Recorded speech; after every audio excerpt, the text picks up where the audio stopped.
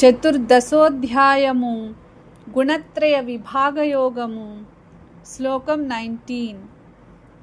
నాణ్యం గుణేభ్యః కర్తారం యదా ద్రష్టానుపశ్యతి గుణేభ్యశ్చ పరం వేత్తి మద్భావం సోధిగచ్చతి. తెలుగు తాత్పర్యము: జ్ఞాని ఈ ప్రపంచంలోని అన్ని కార్యాలు ప్రకృతికి చెందిన 3 గుణాల ద్వారానే జరుగుతున్నాయని గ్రహిస్తాడు. నేనే కర్త అనే అహంకార భావాన్ని విడిచిపెడతాడు. అంతేకాక ఈ గుణాలకు అతీతంగా ఉన్న పరమాత్మతత్వాన్ని తెలుసుకుంటాడు. అప్పుడు అతడు భగవంతుని దివ్యస్వరూపాన్ని చేరుకుంటాడు. ఇది ముక్తికి దారి తీసే ఉన్నతమైన జ్ఞానం. हिंदी तात्पर्य: जब ज्ञानी यह देखता है कि संसार के सभी कार्य प्रकृति के तीनों गुणों द्वारा ही संपन्न होते हैं और इनके अतिरिक्त कोई दूसरा कर्ता नहीं है, तब वह वास्तविक ज्ञान प्राप्त करता है.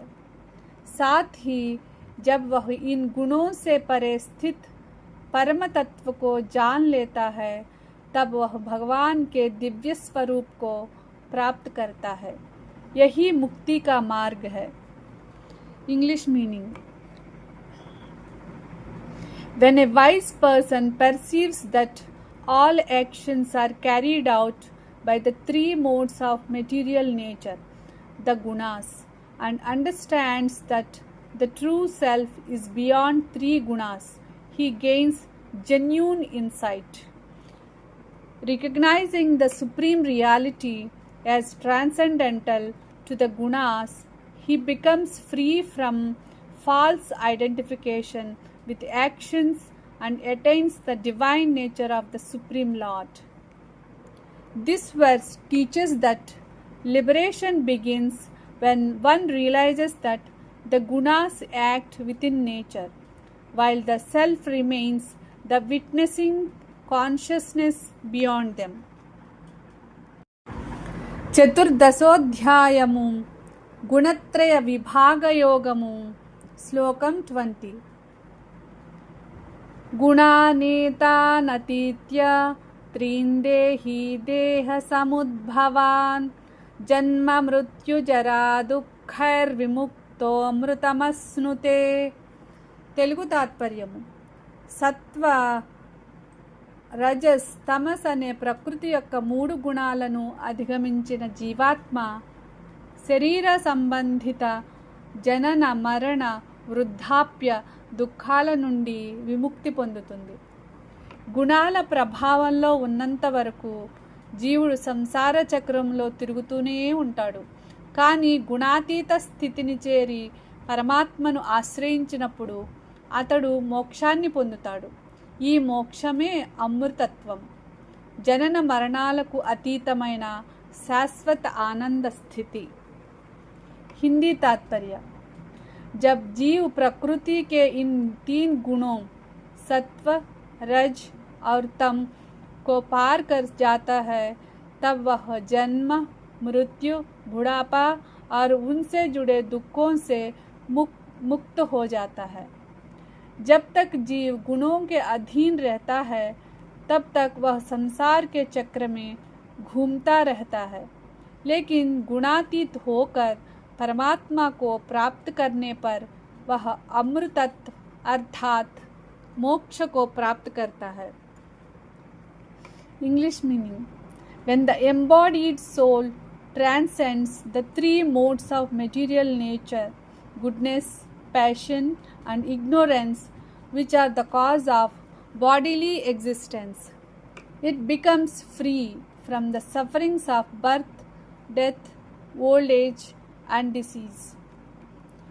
Having gone beyond the influence of the gunas, the soul attains immortality, means moksha, the eternal state beyond the cycle of material existence.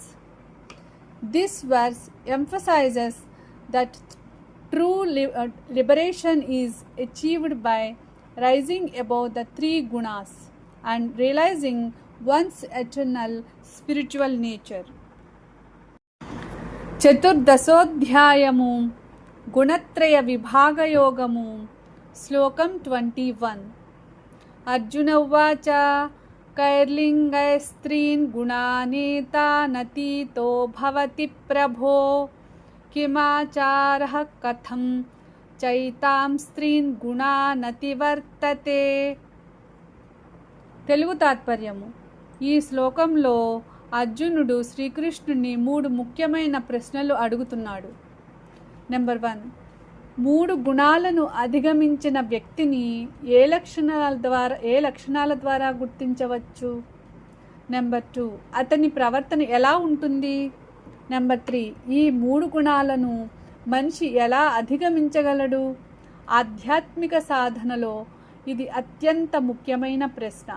ఎందుకంటే మోక్షాన్ని పొందాలంటే గుణాతీత స్థితిని చేరుకోవాలి. అందుకే అర్జునుడు గుణాతీతుని లక్షణాలు మరియు ఆ స్థితిని పొందే మార్గం గురించి తెలుసుకోవాలని కోరుతున్నాడు. హిందీ तात्पर्य. इस श्लोक में अर्जुन भगवान श्री कृष्ण से 3 प्रश्न पूछते हैं. नंबर 1, तीनों गुणों से परे हुए व्यक्ति के क्या लक्षण है? नंबर 2, उसका आचरण कैसा होता है? नंबर 3, वह इन तीनों गुणों को कैसे पार करता है? ये प्रश्न आध्यात्मिक जीवन के लिए अत्यंत महत्वपूर्ण है, क्योंकि मोक्ष प्राप्त करने के लिए गुणातीत अवस्था को प्राप्त करना आवश्यक है. English meaning. Arjuna asks the Lord 3 important questions. Number 1, what are the signs of a person who has transcended the 3 modes of material nature?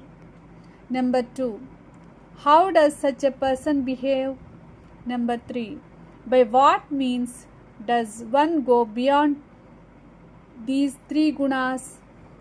These questions introduce the description of the guna atita, one who has transcended the gunas. Arjuna seeks practical guidance on recognizing such a person and understanding the path to spiritual liberation beyond the influences of goodness, passion, and ignorance.